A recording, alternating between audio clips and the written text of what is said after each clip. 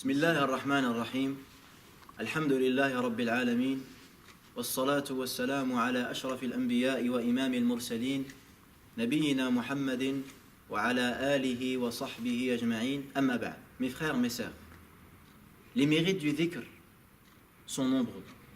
An-Nabi sallallahu alayhi wa sallam, dans un hadith authentique rapporté par l'imam al-Tirmidhi, nous donne cette bonne nouvelle. من قال سبحان الله العظيم وبحمده غرست له نخلة في الجنة. Celui qui dit Subhanallah al-Azim wa bihamdi, Allah Azza wa Jal, il lui plante un palmier au paradis. Un palmier au paradis. Et les palmiers du paradis, mes chers frères, mes chères sœurs, comme l'a décrit le Nabi alayhi salatu wassalam dans un hadith rapporté par Tirmidhi dans Sunan, il dit Ma min nakhlatin fil janna illa wasaquha min dhahab. Il n'y a pas un palmier au paradis sans que le tronc est fait d'or. Il te suffit de dire Subhanallah al-Azim wa bihamdihi une seule fois. Ya Allah tabaraka wa ta'ala te réserve un palmier au paradis dont tu profiteras pour l'éternité. L'imam Ibn al-Jawzi rahimahullah fait un commentaire intéressant après ce hadith. Il nous dit لا تنظر كم من نخلة غرست ولكن انظر كم من نخلة فاتتك. Il te dit, ne compte pas, ne sois pas focalisé sur le nombre de palmiers que tu as pu planter, mais vois plutôt combien de palmiers tu as raté. Tel est le croyant. Et naam, parce que les regrets, on en aura, mes chers frères et sœurs. L'imam al-Bayhaqi rahimahullah, il rapporte dans Shu'ab d'après Aïcha radhiyallahu anha que le Nabi sallallahu alayhi wa sallam dit Ma min sa'atin tamurru ala al-mu'min la yadhkuru fiha isma Allah illa kanat hasratan alayhi yawm al-qiyam. Il n'y a pas un instant, il n'y a pas une heure dans la vie du croyant qu'il passe sans évoquer Allah, sans que cette heure soit un regret pour lui le jour du jugement dernier. Alors minimisons les regrets. Le Nabi sallallahu alayhi wa sallam nous dit également لا نقول سبحان الله والحمد لله ولا إله إلا الله والله أكبر أحب إلي مما طلعت عليه الشمس. Que je dis subhanallah et alhamdulillah et la ilaha illallah akbar, mais préférable à ce sur quoi le soleil s'est levé. Le Nabi alayhi salatu wassalam également nous incite par des métaphores, par des exemples extraordinaires, justement pour nous donner envie, pour attirer notre attention. Un jour, il vient devant un palmier, il prend un bâton et il frappe le palmier, il le secoue. Et voilà que les feuilles se mettent à tomber de ce palmier. Et là, le Nabi sallallahu alayhi wa sallam s'adresse aux compagnons, il leur dit Inna subhanallah walhamdulillah wa la ilaha illallah wallahu akbar la tusaqitu min dhunubil abd kama tasaqata waraqu hadha ash-shajar. Il leur dit que ces paroles, subhanallah, alhamdulillah, et la ilaha illallah, allahu akbar, font tomber les péchés du fils d'Adam comme ces feuilles viennent de tomber. Également, An-Nabi alayhi salatu wa salam, dans le hadith rapporté par l'imam al-Bukhari rahimahullah, c'est d'ailleurs le dernier hadith que le Bukhari cite dans son recueil. Il nous dit Kalimatan khafifatan ala al-lisan ثقيلتان في الميزان حبيبتان إلى الرحمن سبحان الله وبحمده سبحان الله العظيم. Deux paroles. Regardez la phrase. Regardez comment Nabi sallallahu alayhi wa sallam attire notre attention. Deux phrases, légères à la langue, lourdes dans la balance, aimées auprès du tout miséricordieux, Subhanallah wa bihamdih, Subhanallah al-Azim. Des hadiths magnifiques qui nous incitent justement à mettre en pratique cette adoration, surtout pendant ce mois béni, pendant le mois de Ramadan. Vous savez, on sait tous qu'est-ce qui annule le jeûne. On sait tous qu'est-ce qui rend le jeûne caduc et invalide. Manger, boire, avoir des rapports intimes avec son épouse. Mais on sait aussi qu'il y a des œuvres, il y a des paroles qui n'annulent pas le jeûne, mais qui minimisent sa récompense, tels que les péchés qu'on commet avec nos yeux, les péchés qu'on commet avec la langue, les péchés qu'on commet dans notre quotidien. Alors la question qui se pose, comment remédier à ça? Parce que tout fils d'Adam est pécheur. Bien sûr, en tant que musulman, en tant que croyant, on veut tous passer ce mois béni sans commettre de péché, sans commettre d'erreur. Mais on sait très bien que c'est difficile. Mes chers frères, mes chères sœurs, les journées sont longues. De 3h30 du matin jusqu'à 22h, tu ne manges pas et tu ne bois pas. Ça serait dommage Ça serait dommage de rater, de manquer l'ajr, la récompense, à cause de ses péchés. Comment y remédier? Nous avons un hadith magnifique. Un Nabi alayhi salam, on lui a posé une question. Quel est le meilleur combattant? Quel est le meilleur jeûneur? Quel est le meilleur prieur? Quel est le meilleur en aumône? À chaque fois, il répondait Aktharuhum dhikran lillah. Lorsqu'on lui a dit Ayyu al-mujahidin afdal, il a dit Aktharuhum dhikran lillah. Le meilleur combattant est celui qui évoque Allah le plus dans son combat.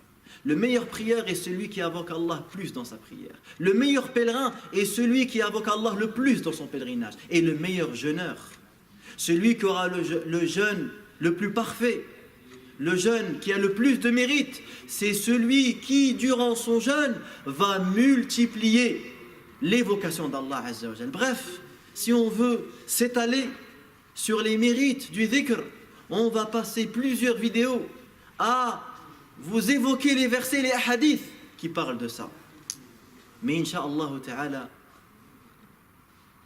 nous allons aborder un thème qui est encore plus important que de savoir le dhikr. Savoir les mérites des ablutions, connaître le mérite de la prière, c'est bien. Mais encore mieux, c'est de savoir comment prier et comment faire les ablutions. Connaître le mérite du pèlerinage, c'est bien.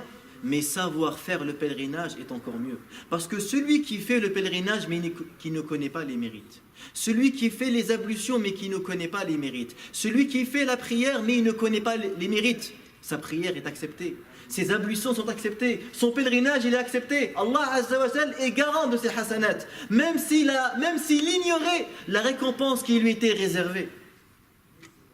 فَمَعْرِفَةُ الصِّفَةِ وَالْكَيْفِيَّةِ أَوْلَى مِنْ مَعْرِفَةِ الْفَضْلِ. Alors, à nous maintenant de faire cet effort intellectuel, cet effort de réflexion, de comprendre le sens du dhikr. C'est bien de savoir que c'est méritant de dire Subhanallah, de dire Alhamdulillah, de dire Allah Akbar. Mais qu'est-ce que ça veut dire Subhanallah? Tu vas me dire Subhanallah, ça veut dire gloire à Allah, j'ai vu la traduction. Mais ça veut dire quoi gloire à Allah? Quelles sont les pensées qui traversent ton cœur lorsque tu dis Subhanallah? Quelle croyance, quelle réflexion tu as en toi au moment où tu dis Subhanallah, au moment où tu dis Alhamdulillah, au moment où tu dis La ilaha illallah, mais aussi, est-ce qu'on a compris le sens du dhikr? Est-ce qu'on a compris la profondeur du dhikr? Est-ce qu'on sait que le dhikr a plusieurs degrés, a plusieurs étapes? Les gens de science nous informent que le dhikr a 3 degrés. Commençons par le premier. Commençons par le meilleur, parce que le musulman vise toujours le meilleur. C'est ainsi que le Nabi alayhi salam nous a éduqués. إِذَا سَأَلْتُمُ اللَّهَ الْجَنَّةَ فَاسْأَلُوهُ الْفِرْدَوْسِ. Lorsque vous demandez à Allah le paradis, demandez-lui le firdaus. Demandez-lui le firdaus, demandez-lui le parfait. C'est comme ça que le Nabi sallam t'éduque, qui t'apprend à chercher la perfection, à chercher le meilleur, à être le meilleur dans tout. La meilleure manière de faire le dhikr, que le cœur et la langue évoquent Allah en même temps. Allahu Akbar. La langue, elle est en train de glorifier Allah. La langue, elle est en train de mentionner la louange, la grandeur d'Allah Azza wa Jal. Mais le cœur, il est présent. Le cœur, il est connecté. Il comprend et saisit le sens. C'est le meilleur dhikr. En deuxième position, les gens de science évoquent dhikrul qalbi faqat, l'évocation du cœur uniquement, comme la réflexion, comme la méditation. Naam, le cœur, il peut évoquer Allah. Darda, elle disait كانت أكثر عبادة أبي الدرداء التفكر. L'adoration que pratiquait Abu Darda le plus était la réflexion. D'ailleurs, un Nabi alayhi salatu wassalam, au début de la révélation, lorsqu'il se rendait dans la grotte de Hira et qu'il adorait Allah pendant plusieurs jours, par quelle adoration un Nabi alayhi sallam cherchait la proximité de son Seigneur? Par le Coran. Le Coran n'était pas encore révélé. Par quoi alors? كان يتدبر كان يتفكر الذين يذكرون الله قياما وقعودا وعلى جنوبهم ويتفكرون في خلق السماوات والأرض ربنا ما خلقت هذا باطلا سبحانك فقنا عذاب النار. Regarder le ciel est une adoration, mes chers frères et sœurs. Une adoration que beaucoup ne savent pas et ne connaissent pas. Enfin, en deuxième position, dhikrul qalb. Et en troisième position, enfin, dhikrul lisan. La langue, elle évoque Allah Azza wa Jal, mais le cœur, il est distrait malheureusement. Le cœur, il est ailleurs. Le cœur, il est endormi. Cette personne sera récompensée. Mais la récompense est moindre que celui qui évoque Allah avec son cœur, et son cœur, il est présent. Et bien sûr, la récompense est encore plus moindre, encore plus minime. La récompense est encore plus minime que celui qui a compris ce qu'Allah voulait de nous, à savoir l'évocation du cœur et l'évocation de la langue. Allahumma a'inni ala dhikrik wa shukrik wa husni ibadatik. Al-Nabi alayhi salam enseigne à Mu'adh ibn Jabal. Et il lui dit, Ya Mu'adh, inni uhibbuk, Ya Mu'adh, je t'aime. N'oublie pas de dire après chaque prière, La tada'anna an taqula dubura kulli salat. Allahumma, ou Allah, a'inni, aide-moi, ala dhikrik, à t'évoquer, wa ala shukrik, à te remercier, wa ala husni ibadak, et à bien t'adorer. Cette dua, elle est très importante. Cheikh al-Islam, il dit, celui qui veut perfectionner, celui qui veut exceller dans les duas, qu'il prononce cette dua fréquemment. Après chaque prière, Allahumma a'inni ala dhikrik. Ya Allah, aide-moi à t'évoquer. Si Allah il ne nous aide pas, on ne l'évoquera pas. Combien de temps on passe dans notre voiture à attendre, à faire la queue, à être à marcher, à travailler, alors qu'on peut accompagner ces œuvres du quotidien avec cette adoration simple, facile, mais tellement grande, tellement importante et qui a un impact considérable sur nous. سبحانك اللهم وبحمدك أشهد أن لا إله إلا أنت أستغفرك وأتوب إليك